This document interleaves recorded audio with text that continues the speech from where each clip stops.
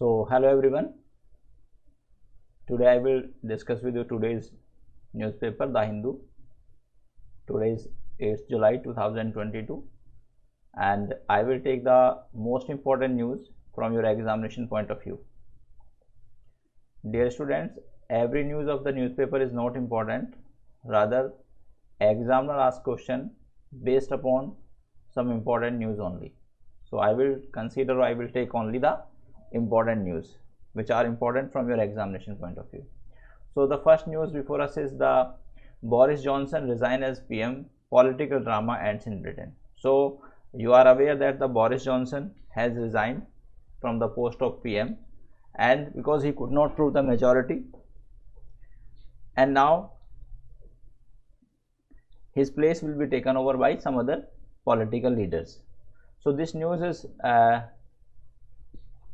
examiner may ask the questions or like the MCQ based upon this news that the Boris Johnson किस देश के prime minister थे, ठीक है, और what was the reason that he resigned from his post. So the reason was that he could not prove his majority, ठीक है, because some of his political allies left his party, and that is the reason he was forced to resign from his post of prime minister. Now we come to next, SC to take up today's Zubair's plea for liberty protection. Now, so this news is not important, but rather some of the contents of this news or the legal aspect of this news is important. So it says that the police have booked him for hurting religious sentiments. So here I will discuss with you the legal or technical part of this. Now on June 1st 2022, a police registered a case against Mr. Zubair on the basis of complaint that he tweeted offensive words towards mahants of religious place symbolizing our faith and thereby hurting our religious sentiments. So now question arises whether hurting the religious sentiments of a person is an offense or not, or as we say that article 25 to 28 of Constitution of India gives us all these article gives us the right to religion as a fundamental right. So article 25 to 28 के अनुसार हमारे पास जो right to religion है वो एक fundamental rights है, लेकिन now the question arises whether the right to religion is absolute right in itself. क्या हमारे पास जो राइट टू रिलीजन है वो एक एब्सोल्यूट राइट है या उस पर कोई भी रीजनेबल रेस्ट्रिक्शंस नहीं है. So our right to religion is not absolute. So we have the right to propagate and to profess our own religion, but we do not have right to say something wrong about the religion of other people, because India is a secular country, and being the secular country, a state does not follow a particular religion, or India as a nation does not follow a particular religion. So if any person makes comment about the religion of other person, then such persons commits an offense under section 295A of IPC. Now what the section 295A of IPC says that insulting religions of the person or group of person makes this insult as an offense. Now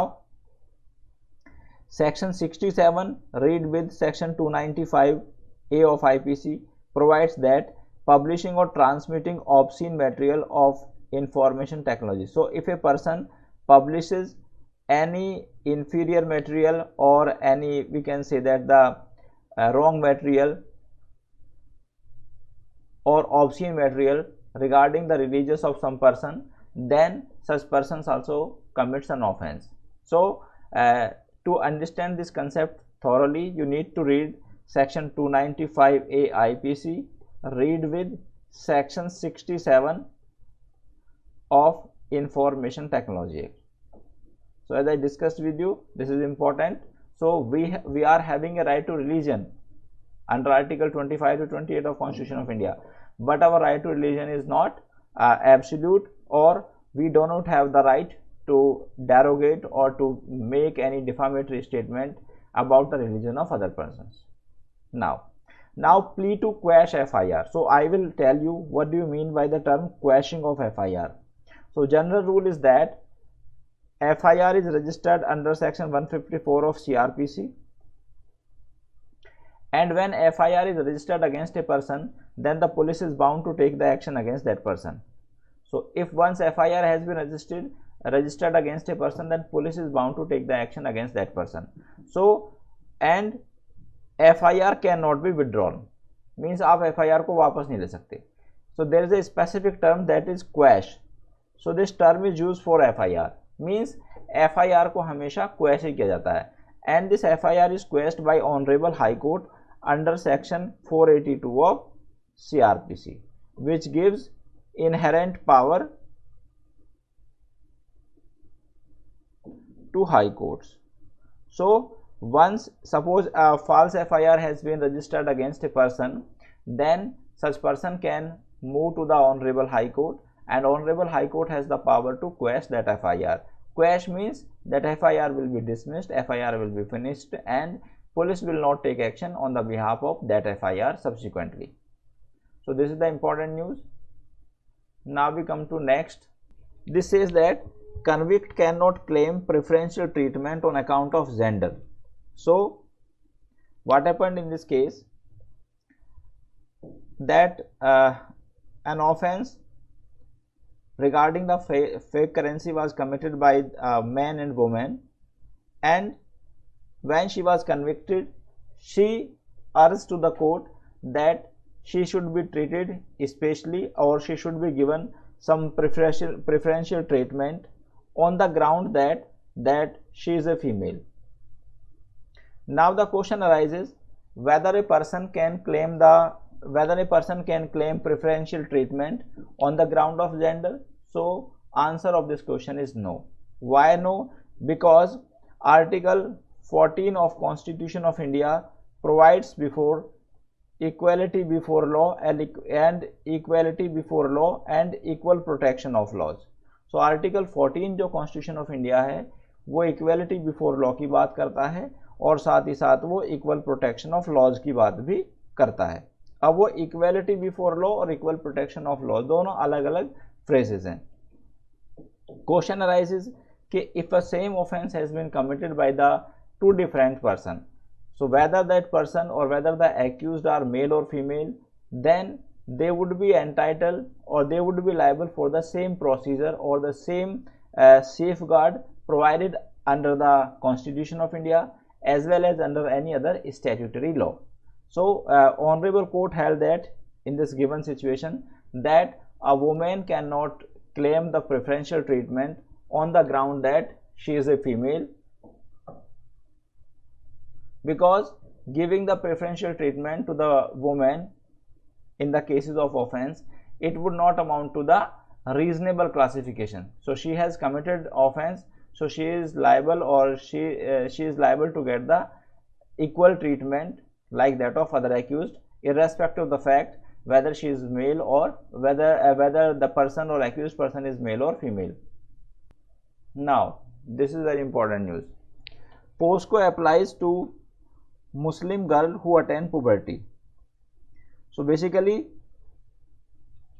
the age of puberty is 15 in the Muslim law, and according to the Muslim law, if a female or the daughter or a female attain the age of puberty, then she can marry with the other person. So this is the special law with respect to the Muslims only. Now I'm not talking about the general law. But now question arises, if a female who is of who has attained the age of 16 years, and if sexual assault is committed against her, so whether this sexual assault will amount to an offense under section 7 or 8 of the POSCO Act or not, or whether a Muslim girl who attained the puberty will be considered as adult within the meaning of POSCO Act. So this was the issue in this particular situation or particular information.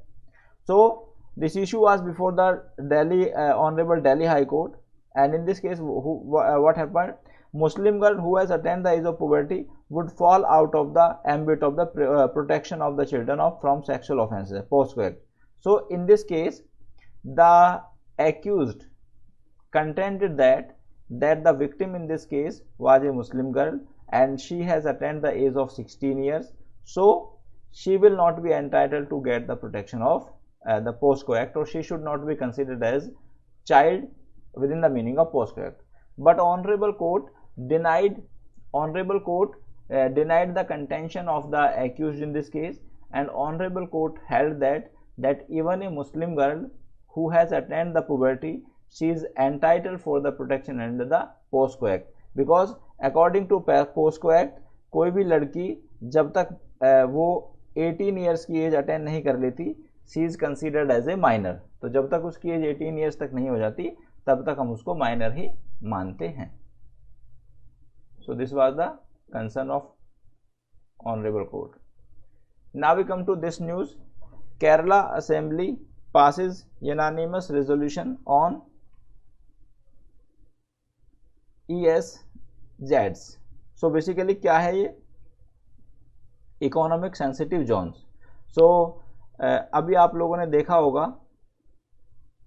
Honourable supreme court ने ये direction दी थी कि जितने भी हमारे forest areas हैं, ठीक है, उनके आसपास 1 किलोमीटर तक इकोनॉमिक सेंसिटिव जोन होने चाहिए. ये सेंसिटिव जोन होने चाहिए. इको सेंसिटिव जोन, इकोनॉमिक नहीं है, it is eco sensitive zone होने चाहिए. अब ये इको सेंसिटिव जोन क्या है and what was the reason behind this eco sensitive zone. So eco sensitive zone क्या होते हैं? इको सेंसिटिव जोन होते हैं कि suppose animals lives in a particular area और फॉरेस्ट. सो अगर वहाँ पर ह्यूमन एक्टिविटीज़ होती हैं, then these human activities disturb the routine or the rights of the animals there. So considering this aspect, Honorable Supreme Court reiterated this fact in the decisions that there should be eco-sensitive zone around the wildlife sanctuaries और national park. तो जहाँ भी जितने भी हमारे देश में wild life sanctuaries हैं या हमारे देश में नेशनल पार्क हैं, सबके आसपास पर ये इको सेंसिटिव जोन होने चाहिए. लेकिन केरला असेंबली ने इस बात पर ऑब्जेक्शन रेज किया और the contention on the part of Kerala assembly was that most of the area is densely forest covered in this state, and here most of the people live in the forest areas. So if this scheme of eco-sensitive zone will be applicable there, then this scheme will affect the right of inhabitants of those particular areas. So Kerala assembly ने अपना ये concern show किया है कि केरला को इस eco sensitive zone से exempt किया जाना चाहिए. क्यों? क्योंकि अगर इको सेंसिटिव जोन को यहाँ पर इम्प्लीमेंट किया जाता है तो उस सिचुएशन में क्या होगा? उस सिचुएशन में ये होगा कि जो इनहेबिटेंट्स लोग हैं, वहाँ के जो इनहेबिटेंट्स हैं, उनके राइट्स भी वायलेट होंगे. So here according to the Kerala assembly there is need to make the balance between the rights of animal as well as the rights of the inhabitants of those area who are residing nearby of this national park and wildlife sanctuaries. Now this editorial, there's a community had a health issue of concern. So this is about the rights of LGBTs, and this provides that although Honorable Supreme Court has struck down section 377 of IPC, and section 377 of IPC provides for the unnatural offences. Unnatural offences means if the two person of the same sex have the unnatural offences or unnatural sexual relationship, then they used to commit an offence under section 377 of IPC. But there were several decisions, and finally Honorable Supreme Court, in the case of Navtej Singh Johar versus Union of India, this section was struck down on the ground that it was against the it was against Article 21 of Constitution of India. So basically, if the two person involved voluntarily sexual intercourse and police take action against them, or their activity is considered as an offense under IPC, then it amount to the violation of their fundamental right under Article 21 of Constitution of India. So Article 21 of Constitution of India provides for the right to life and personal liberty. So according to this article, ye having the sex with the same gender falls under this Article 21 of Constitution of India, as it was recognized by Honorable Supreme Court in the case of this Navtej Singh Johar. Now the question arises, but although this section has been struck down partially, but now the concern of this author is that this will lead to the various health issues of concern, or which are very important regarding the persons who involved in the same sex activities. So author in this editorial has highlighted that what health issues or what concerns may be what concern may be there if the person involved in these kind of activities. But since now this activity is not illegal, so it has recommended that the precautionary measures should also be taken to avoid the health issues. These news are related to gang, not so important from your examination point of view. So that's all for today, my dear students. I will come again with the next time or with the next The Hindu news analysis. Till then, thank you very much. Goodbye.